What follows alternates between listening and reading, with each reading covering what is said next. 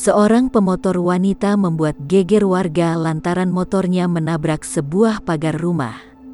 Awalnya, pemotor tersebut tengah bersiap-siap berkendara menggunakan motor matic miliknya. Mesin motor sudah dinyalakan dan tampaknya ia tengah bersiap-siap untuk menggeber gas. Namun tak disangka, ternyata pemotor wanita tersebut justru malah harus kena apes.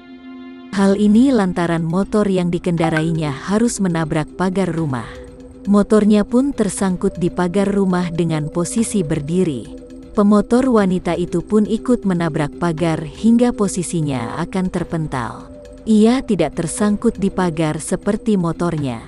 Pemotor wanita terkejut usai insiden mengerikan ini terjadi. Warga yang berada di sekitar pun kaget mendengar suara keras motor menghantam pagar rumah.